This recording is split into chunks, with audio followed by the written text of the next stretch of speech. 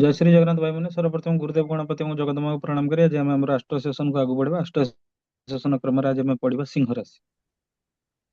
आम पढ़ुले बृहत पराशर होरा शास्त्र। बृहत पराशर होरा शास्त्र महर्षि पराशर तांकर शिष्य मैत्रेय को सब डिटेली बुझेइचंती प्रत्येक एस्ट्रोलॉजिकल एस्पेक्ट गुडा को जार से छोट छोट इंडिकेशन भी देइचंती कि किभଳି भाबरे महर्षि किभଳି भाबरे विभिन्न प्रकार एस्ट्रोलॉजिकल जिनिसर मूलभूत सिद्धांत गुड़ाक आम जापर आम से हिसाब से राशि स्वरूप अध्याय आसी पहुंचे। राशि स्वरूप अध्याय आम गोटे गोटे श्लोक को भल भाव बसिकी आलोचना करुचे तार मॉडर्न डे इंटरप्रिटेशन सहित आम राशि स्वरूप अध्याय कौन जाना। आम राशि स्वरूप अध्याय जाना मून जो राशि बसी जाए एस्ट्रोलोजी रे से जिनसटा तार राशि है मून टा एत ही महत्वपूर्ण और गुरुत्वपूर्ण।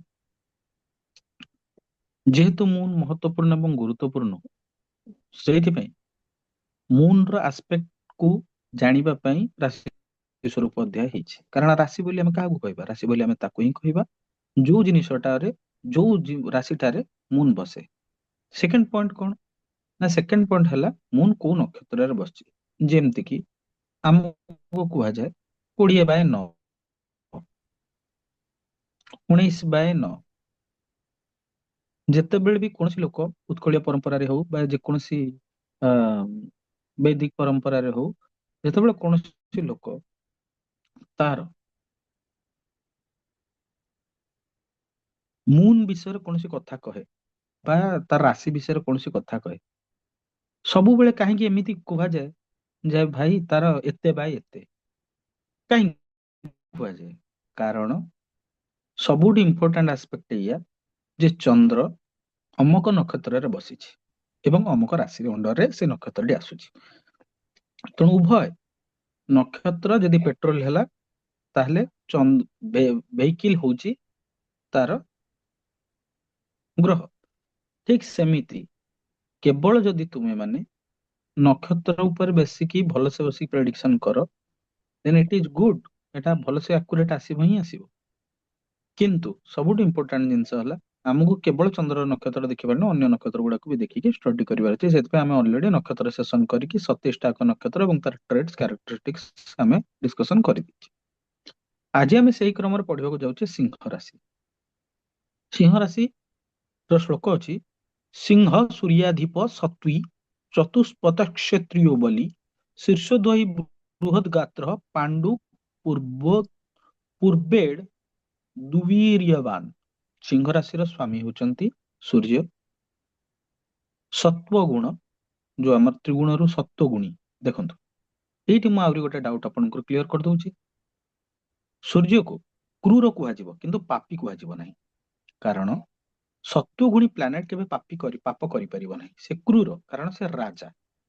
ରାଜା ଯଦି ଢିଲା ଢାଲା ବାଲା ହେଇଯିବ ତାହେଲେ କେବେ ବି ସିଏ ଶାସନ କରିପାରିବ ନାହିଁ। ତେଣୁ ସୂର୍ଯ୍ୟ ହଉଛି ସତ୍ୱଗୁଣୀ ପ୍ଲାନେଟ ତେଣୁ ସେ କ୍ରୁର। ଏଇ ଜିନିଷଟା ଏଇଠି ପ୍ରମାଣଟା ଭଲସେ ମନେ ରଖନ୍ତୁ। ଯେତେବେଳେ ନୈସର୍ଗିକ ଶୁଭ ପାପ ଗ୍ରହ ବିଷୟରେ ଆମେ ଆଲୋଚନା କରୁଥିଲୁ ସେତେବେଳେ ମୁଁ ଆପଣମାନଙ୍କୁ ସେତେବେଳେ କହିଥିଲି ଯେ ଦେଖନ୍ତୁ ଆପଣମାନଙ୍କର ନୈସର୍ଗିକ ବାଇ ଡିଫଲ୍ଟ ଶୁଭ ଗ୍ରହ ଗୁଡାକ ହଉଛନ୍ତି ଜୁପିଟର ଭେନସ ଗୁରୁ ଶୁକ୍ର ପାପମୁକ୍ତ ଚନ୍ଦ୍ର ପାପମୁକ୍ତ ବୁଧ। ଠିକ ଅଛି। ନୈସର୍ଗିକ ପାପ ଗ୍ରହ ହଉଛନ୍ତି ଶନିଶ୍ଚର ମହାରାଜ ମଙ୍ଗଳ ମହାରାଜ ରାହୁ ମହାରାଜ କେତୁ ମହାରାଜ ଆକର୍ଡିଂ ଟୁ ପରାଶରୀ ଆଷ୍ଟ୍ରୋଲୋଜି। ସୂର୍ଯ୍ୟଙ୍କୁ ଆମେ କ୍ରୁର କହିପାରିବା ଆମେ ପାପୀ କହିପାରିବା ନାହିଁ। ଆମେ ଏଇଥିପାଇଁ ପାପୀ କହିପାରିବା ନାହିଁ କାରଣ ସୂର୍ଯ୍ୟ ହଉଛନ୍ତି ସତ୍ୱଗୁଣୀ। ସତ୍ୱଗୁଣରେ ପାପ ନଥାଏ। ଚତୁଷ୍ପଦ ରୂପ ମାନେ 4 ଲେଗ୍ କ୍ଷତ୍ରିୟ ବର୍ଣ୍ଣ ବନଚାରୀ ବନରେ ଭ୍ରମଣ କରିବାକୁ ଭଲ ପାଆନ୍ତି ବା ଏକାନ୍ତରେ ରହିବା ପାଇଁ ଭଲ ପାଆନ୍ତି। ମାନେ ପ୍ରାକୃତିକ ପରିବେଶ ତାକୁ ଭଲ ଲାଗେ। ତାପରେ କଣ ହେଲ୍ଦି ଶରୀର। ଦେଖନ୍ତୁ ରାଜା ଯିଏ କ୍ଷତ୍ରିୟ ବର୍ଣ୍ଣର ତାର ଶରୀରଟା ହେଲ୍ଦି ହବା ଦରକାର। କିନ୍ତୁ ମୁଁ ଏଇ ଯୋଉ ଜିନିଷଟାରେ ଏଇ ଯୋଉ ଇଣ୍ଟରପ୍ରିଟେସନରେ ମୁଁ ଟିକେ ସାଟିସ୍ଫାଇଡ ହେଇଥିପାଇଁ ନୁହଁ କାରଣ ମୁନ କେବେ ଦେଖାଏନି ବଡିକୁ ମୁନ ଦେଖାଏ ମନକୁ। ଆପଣଙ୍କୁ ମନଟା ବଡି ଦେଖିବାର ଅଛି ମନଟା ତାହେଲେ ହେଲ୍ଦି ରହିବା ଦରକାର। ହଁ, ମନଟା ହେଲ୍ଦି ରହିବା ଦରକାର। ମୋର କହିବାର ତାତ୍ପର୍ଯ୍ୟ ହେଲା ଏଇଆ ଯେ ବଡି ଯଦି ଦେଖିବେ ଆପଣ ଜୁପିଟରରୁ ଦେଖିପାରିବେ ନହେଲେ ମଙ୍ଗଳରୁ ଦେଖିବେ। ଗୋଟେ ମଣିଷର ବଡି କେମିତି ହବ ସେଟା ଆପଣ ଜୁପିଟର ଦେଖନ୍ତୁ ମଙ୍ଗଳ ଦେଖନ୍ତୁ, କିନ୍ତୁ ଆପଣଙ୍କର ମୁନ ରୁ ବଡି କଣ ଦେଖିବେ? ମୁନ ରୁ ମନ ଦେଖାଯାଏ। ହୁଁ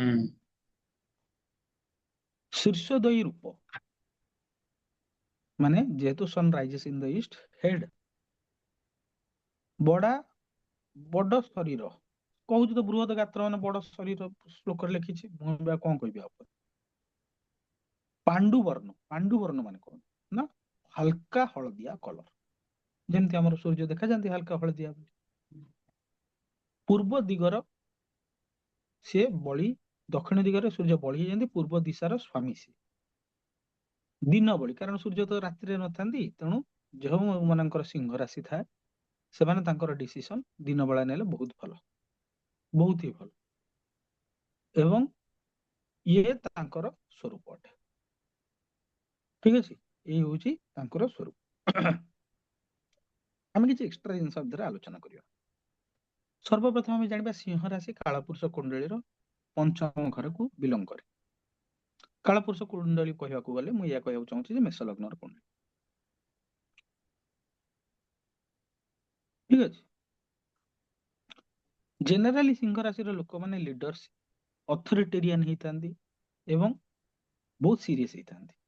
ସିଂହ ରାଶି ବାଲା ମାନେ ଜେନେରାଲି କୋଉଠି ମୁଣ୍ଡ ନୁଆନ୍ତିନି ଏବଂ ତାଙ୍କର ମନ ବହୁତ ଷ୍ଟ୍ରଙ୍ଗ ଥାଏ। ସିଂହ ରାଶିର ସିମ୍ବଲ ଆପଣ ଦେଖିଥିବେ, ସିଂହର ସିମ୍ବଲ। ସିଂହ କଣ ରିପ୍ରେଜେଣ୍ଟ କରେ ନା ଜଙ୍ଗଲର ରାଜା ସିଏ, ମ୍ୟାଜେଷ୍ଟି, କରେଜ, ତାର ହାତୀ ଭଳିଆ ବଡ ପ୍ରାଣୀକୁ ବି ଶିକାର କରିପାରେ, କମାଣ୍ଡିଂ। ତେଣୁ ସିଂହ ରାଶିର ଲୋକମାନେ ଏଇ କ୍ୟାରେକ୍ଟରିଷ୍ଟିକ୍ସକୁ ବିଲଙ୍ଗ କରନ୍ତି। ସିଂହ ରାଶିକୁ ରୁଲ କିଏ କରୁଛନ୍ତି ନା ସୂର୍ଯ୍ୟ ମହାରାଜ ନିଜେ, ଯିଏକି ଜଗତର ସକଳ ଶକ୍ତିର ଆଧାର ସୂର୍ଯ୍ୟଦେବ, ତାକୁ ସିଂହ ରାଶିକୁ ରୁଲ କରନ୍ତି। ତେଣୁ ସିଂହ ରାଶି ବାଲାଙ୍କ ପାଖରେ ବାଇ ଡିଫଲ୍ଟ କନଫିଡେନ୍ସ ଥାଏ। ସେମାନେ ବହୁତ ଆମ୍ବିଚିୟସ୍ ହୁଅନ୍ତି, ସେମାନେ ବହୁତ ଟାଇମଲି କାମ କରନ୍ତି ଯଦି ମୁନ ଇନଫ୍ଲେକ୍ଟେଡ ନାହିଁ ଚାର୍ଟରେ। ତ ସିଂହ ରାଶିର କଣ କଣ ନକ୍ଷତ୍ର ଆସେ ନା ସିଂହ ରାଶିରେ ଆସେ ମଘା ନକ୍ଷତ୍ର, ଯୋଉଟା କି କେତୁରୁ ବିଲଙ୍ଗ କରନ୍ତି, ଯୋଉଟା କି 10 ନମ୍ବର ନକ୍ଷତ୍ର। ତାପରେ ଆସେ ପୂର୍ବ ଫାଲ୍ଗୁନୀ ନକ୍ଷତ୍ର, ଯିଏକି ଶୁକ୍ର ମହାରାଜ ରୁଲ କରନ୍ତି ସେ ପୂର୍ବ ଫାଲ୍ଗୁନୀ ନକ୍ଷତ୍ରକୁ। ଆଉ ଉତ୍ତର ଫାଲ୍ଗୁନୀ ଯୋଉଟା କି ରବି ନିଜେ ରୁଲ କରନ୍ତି ଉତ୍ତର ଫାଲ୍ଗୁନୀ ନକ୍ଷତ୍ରରେ। ମଘା ନକ୍ଷତ୍ର ମାନେ କେତୁର ନକ୍ଷତ୍ରରେ ବସିଲା ସିଂହ, ପୂର୍ବ ଫାଲ୍ଗୁନୀ ମାନେ ଶୁକ୍ର ନକ୍ଷତ୍ର ବସିଲା। ଆଉ ସିଂହ ସାଇନ୍ ହଉଛି ଗୋଟେ ଫାୟାର, ଅଗ୍ନି ତତ୍ତ୍ୱ, ଏବଂ ମିକ୍ସଡ ତାଙ୍କର ମୋଡାଲିଟି ଟା ମିକ୍ସଡ। ଠିକ ଅଛି। ଏମାନେ ସିଂହ ରାଶି ବାଲା ନ୍ୟାଚୁରାଲ ଲିଡରସିପ ନେଇକି ଆସିଥାନ୍ତି, ସେମାନେ ବାଇ ଡିଫଲ୍ଟ ଲିଡର, ମାନେ ଲିଡ୍ କରିବା ତାଙ୍କର ଆମ୍ବିଚୁଅସ, ଏବଂ ତାଙ୍କ ଭିତରେ ୱିକନେସ ତାଙ୍କର ରହିଥାଏ। ସେମାନେ ଜିଦି ଖୋର ହେଇଥାନ୍ତି, ଆରୋଗାଣ୍ଟ ହେଇଥାନ୍ତି, ଡୋମିନେଟିଂ ନେଚର ରହିଥାନ୍ତି। ଆଉ ଏଇଟା ତାଙ୍କ ପାଇଁ ଭଲ। ସିଂହ ରାଶି ବାଲାଙ୍କର ଜେନେରାଲି ମେଷ ରାଶି, କନ୍ୟା ରାଶି, ଧନୁ ରାଶି ଆଉ ତୁଳା ରାଶି ବାଲାଙ୍କ ସହିତ ଭଲ ପଡେ ଜେନେରାଲି ଦେଖାଯାଏ। ଏମିତି ମାନେ ନୁହଁ କି କାଶ ଅନ୍ୟମାନଙ୍କ ସହିତ ପଡେନି, ପଡେ, ବଟ୍ ଏମାନଙ୍କ ସହିତ ଦେଖାଯାଏ। ତ ଆଜିର ସେସନରେ ଆମେ ଜାଣିଲେ ସିଂହ ରାଶି ବିଷୟରେ। ନେକ୍ସଟ ସେସନରେ ଆମେ ଜାଣିବା କନ୍ୟା ରାଶି ବିଷୟରେ। ତ ଆଜିର